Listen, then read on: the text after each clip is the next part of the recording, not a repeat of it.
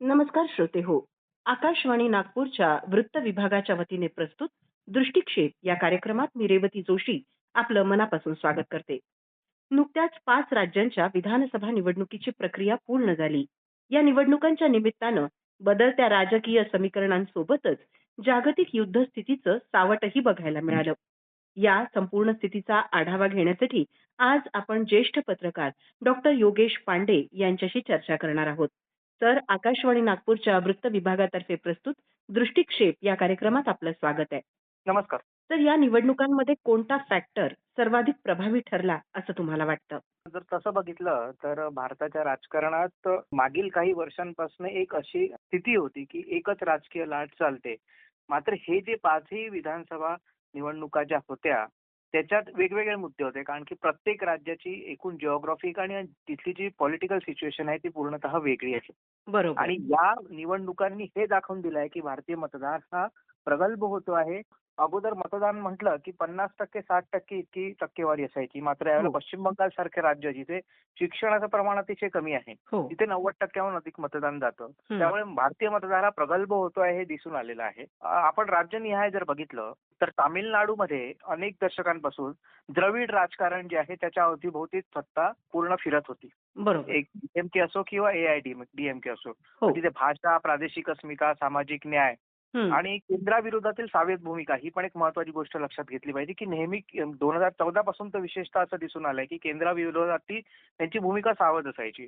इथे एक व्यक्तिमत्वांच्या या निवडणुका झाल्या त्या पक्षांपेक्षा तिथे व्यक्तिमत्वांच्या निवडणुका हे हं. जास्त एक चित्र पोट्रे तिथे होत होतं. हो. मात्र यावेळेला काय झालं की तरुण मतदार जे आहेत त्यांच्यात मोठा बदल दिसून आलेला आहे. तामिळनाडूमध्ये शहरांमध्ये मध्यम वर्गामध्ये वाढ होते आहे आणि हं. जागतिक राजकारण जे आहे त्याच्यावरही ती तरुण पिढी जी आहे ती लक्ष ठेवून असते आणि त्यामुळे रोजगार, पारदर्शकता आणि आधुनिक नेतृत्व याची कुठेतरी त्यांना एक कमतरता जाणवत होती. तामिळनाडूचा एक इतिहास राहिलेला आहे. म्हणजे चित्रपट सृष्टीतून आलेले जे लोक असतात हो. त्यांच्याबद्दल प्रचंड आकर्षण असतं आणि हं. विजयनी नेमकं तेच साधलं आणि त्यांनी ज्या पद्धतीने भावनिक अपील केली तिथल्या लोकांना, त्याचं व्यक्तिमत्व आणि संवादशैली हा एक महत्वाचा मुद्दा आहे. पूर्ण जे चित्र आहे ते त्यांनी बदलून टाकलं. आता नीटचा मुद्दा सध्या देशभरात गाजतो आहे. हो. मात्र हा तामिळनाडूमध्ये गेल्या 2-3 वर्षापासून नीटचा मुद्दा गाजतोय ही गोष्ट लक्षात घेतली पाहिजे. हं. कारण की तो तिथला फक्त शैक्षणिक मुद्दा राहिला नव्हता, तर दिल्ली विरुद्ध तामिळ अस्मिता हो. असा भावनिक त्याला स्वरूप देण्यात आलं होतं. हं. त्यामुळे हं. या सगळ्या गोष्टी ज्या आहेत त्या डीएमके आणि एआयडीएमकेच्या विरोधात गेल्या. भाजपने तिथे मोठ्या प्रमाणावर काम केलं होतं, मात्र तिथे म्हणावं तसं यश मिळू शकलं नाही.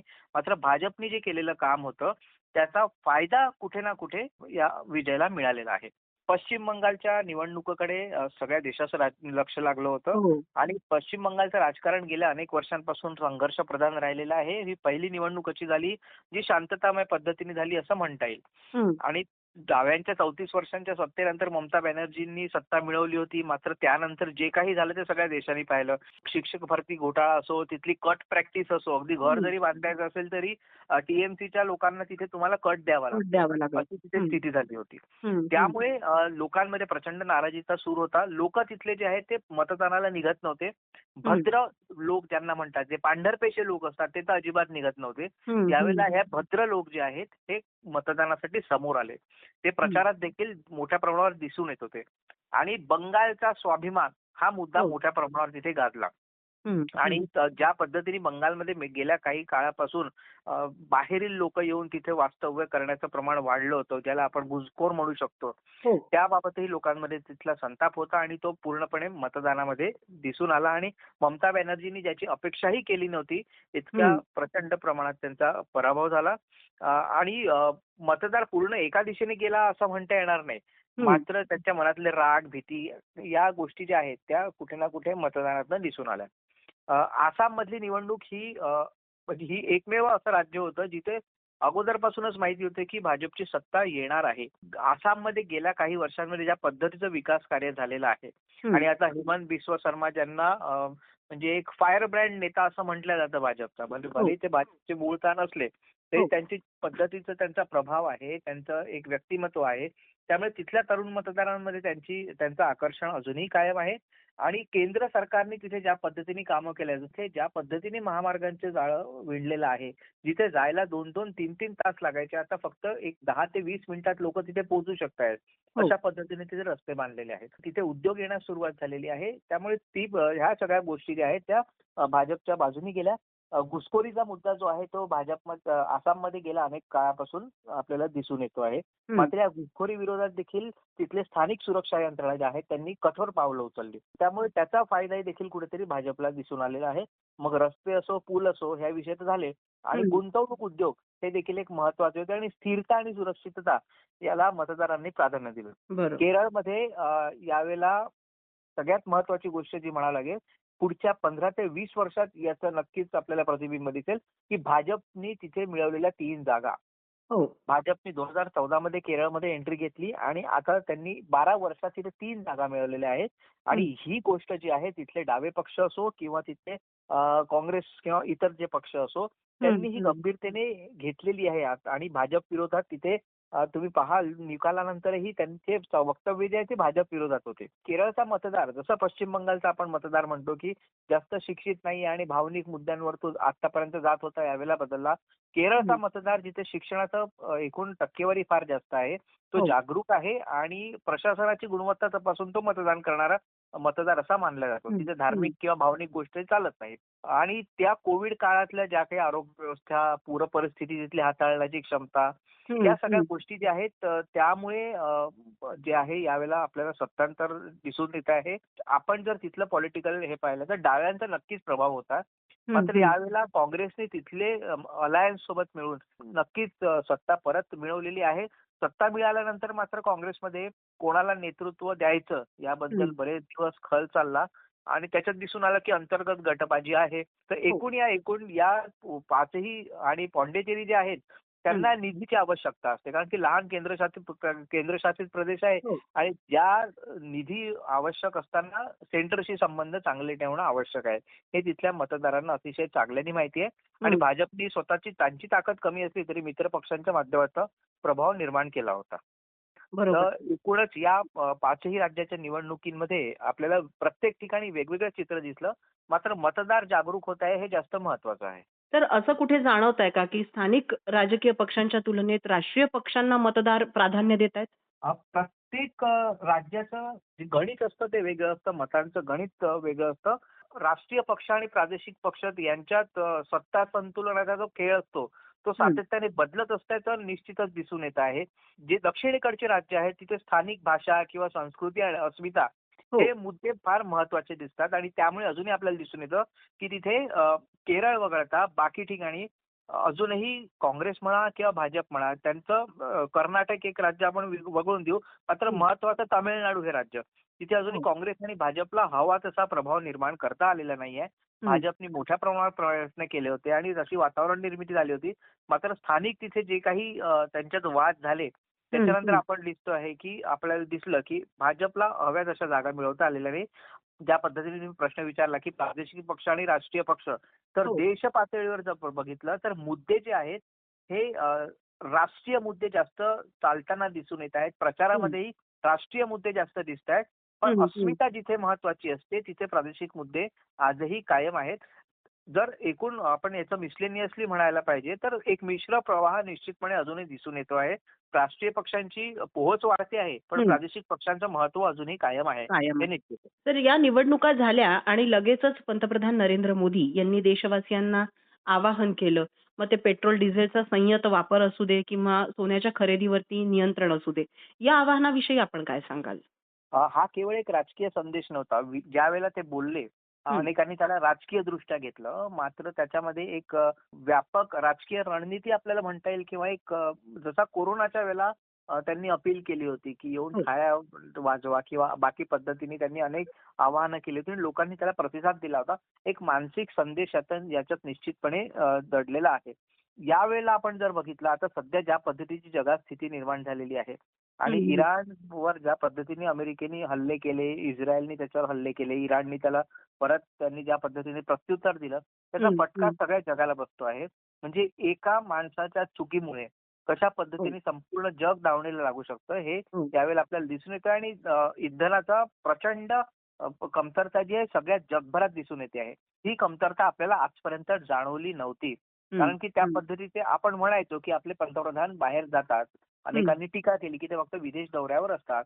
मात्र कोरोनानंतर ते पूर्ण आपण जर काळ बघितला, हो. कुठलंही आंतरराष्ट्रीय संकट आलं तर सगळ्यात पहिले तिथून कुठले नागरिक बाहेर निघतात किंवा त्यांना सुरक्षितरित्या बाहेर काढलं जातं, ते भारतीय नागरिक असतात. ती हं, एअरफील्ड आपल्या भारतासाठी क्लिअर करून दिली जाते. हं. आणि यावेळेलाही आपल्यासाठी इराणनी बऱ्यापैकी जहाजं जी आहेत ती नेण्याची परवानगी दिली परवानगी होती. दिली. हं. मात्र गेल्या 1-1.5 आठवड्यात थोडीशी परिस्थिती बदललेली आहे. काही जहाजं आपली रोखून धरण्यात आली होती. युद्ध अशा पद्धतीने चाललं तर निश्चितपणे देशासमोर इंधनाचं संकट निर्माण होईल याची जाणीव सत्ताधाऱ्यांना आहे. आणि हं. त्यामुळे ही स्थिती येऊ नये की इंधनच नाही किंवा त्याचे भाव ₹450 प्रति लिटर एवढे गेले. जसं पाकिस्तानमध्ये आहे 400-450 रुपये प्रति लिटर तिथे भाव गेलेले आहेत. हो. ते अशी स्थिती येऊ नये त्यामुळे लोकांना त्यांनी एक आवाहन केलेलं आहे आणि लोक त्याला निश्चितपणे प्रतिसाद देताना दिसतायत. हं, सोनं जे आहे आपल्या देशात सोन्याच्या खाणी तशाच कमी आहेत.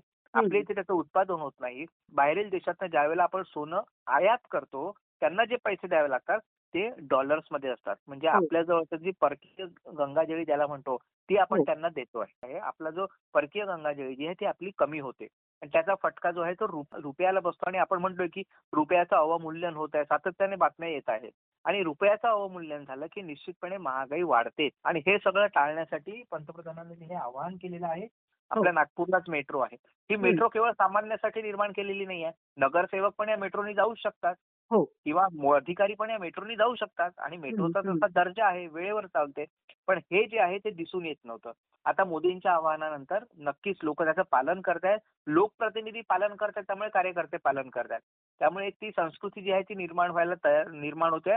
आपण पहा डिमॉनिटायझेशन आठवडा 2016 सालचं 8 हो. नोव्हेंबर हं, त्यावेळेला मोदींनी अपील केली होती की तुम्ही डिजिटल करन्सीकडे जास्तीत जास्त प्रमाणात जा. तेव्हा हं. अनेक लोकांनी त्याला विरोध केला होता. डिजिटल म्हणजे फ्रॉड असं तसं. आज हं, पहा हं. अगदी रिक्षेवाल्यापासून तर भाजीवाल्यापर्यंत सगळे लोक डिजिटलचा वापर करतायत. यूपीआय पेमेंट सिस्टीम ही जगातली सगळ्यात उत्तम पेमेंट सिस्टीम आहे. वेगवेगळ्या देशांच्या राष्ट्राध्यक्षांनी देखील म्हटलेलं आहे. बरोबर. त्यामुळे आज जे आवाहन केलेलं आहे त्याचं जर त्याला गंभीरतेने घेतलं तर निश्चितपणे देशातील इंधन जे आहे ते वाचवण्यासाठी नक्कीच मदत मिळेल आणि 8 ते 10 वर्षानंतर बहुतेक काहीतरी वेगळं चित्र असू शकेल आणि आपण पेट्रोल, डिझेल सारख्या इंधनांवर जास्त अवलंबून राहू असं मला वाटत नाही. तर एक समारोपाचा प्रश्न विचारते, की भारतीय अर्थव्यवस्थेवर या निर्णयांचे दीर्घकालीन परिणाम होतील का?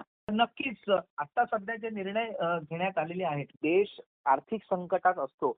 मग हं. केवळ आता नाही, इंदिरा गांधींच्या कालावधीतही असो किंवा अगदी डॉक्टर मनमोहन सिंगांच्या कालावधीतही असो, ज्यावेळेला देश आर्थिक संकटात असतो, त्यावेळेला किंवा पी. चिदंबरम यांनी देखील आवाहन केलं होतं, की सोन्याची खरेदी जी आहे ती कमी करा. हं. मात्र भारताची अर्थव्यवस्था जी प्रचंड वेगाने समोर जात होती, मात्र या सध्याच्या जिओ पॉलिटिकल सिच्युएशनमध्ये थोडासा तिला कुठेतरी ब्रेक लागल्याचं दिसतंय. महागाई दर देखील वाढलेला आहे. मात्र हे सगळं तात्पुरतं राहणार आहे. 5 ते 6 महिन्यानंतर परत आपला सेन्सेक्स जो आहे तो 89,000 किंवा 90,000चा आकडा क्रॉस करणार आहे, असा आजच एक अहवाल आलेला आहे. हं, आणि हं. भारतीय बाजार हा इतका प्रचंड मोठा आहे, की आपल्या इथल्या वस्तू जर बाहेर न देता आपण फक्त इथे जरी त्या विकल्या योग्य पद्धतीने, हं. तरी देखील आपल्या अर्थव्यवस्थेला इतका फटका बसेल असं कुठलंही चिन्ह दिसून येत नाहीये. आणि त्याचप्रमाणे ज्या पद्धतीने अमेरिकेने आपल्यावर टॅरिफ लावला होता हो, किंवा इतर देशांसोबत आपले ज्या पद्धतीचे आता युरोपियन कंट्रीसोबत आपल्या ज्या पद्धतीच्या डीलिंग सुरू आहेत, हो. या सगळ्या गोष्टी लक्षात घेता एक मॅन्युफॅक्चरिंग हब हं. चायना किंवा तैवान नंतर भारताकडे सगळं जग बघतं आहे. विकसित झाल्यानंतर निश्चितपणे आपल्या देशात आपले उत्पादन तर वाढेलच, सोबत रोजगार वाढतील आणि रोजगार आणि उत्पादन वाढलं की इतर सेवांचा जी मागणी आहे ती पण वाढेल आणि निश्चितपणे याचा फायदा अर्थव्यवस्थेला होईल असं दिसून येत आहे. आणि अमेरिका आणि या चीनमधली जी वाढती स्पर्धा आहे ही भारतासाठी मोठी संधी आहे असं अनेक तज्ञ देखील म्हणत आहेत. हं, हं. चायना +1 हे धोरण जे आहे हो. याच्यामुळे भारताला जास्त म्हणजे पुरवठा साखळी असो, उत्पादन असो, गुंतवणूक असो, त्याच्यात एक मोठा प्राधान्य जे आहे ते निश्चितपणे भारताला पुढे मिळेल. जागतिक अर्थकारण जे आहे त्याच्या हं. केंद्रस्थानी 100% भारत भारताने. असेल याच्यात काहीच संशय नाही. तर आज आपण दृष्टिक्षेप या कार्यक्रमात सहभागी झालात आणि आमच्याशी इतका छान संवाद साधलात आणि इतकी छान माहिती आम्हाला दिलीत, यासाठी मी आपले आभार मानते. धन्यवाद, धन्यवाद. तर श्रोतेहो, अशाच माहितीपूर्ण कार्यक्रमांसाठी ऐकत रहा आकाशवाणी नागपूर.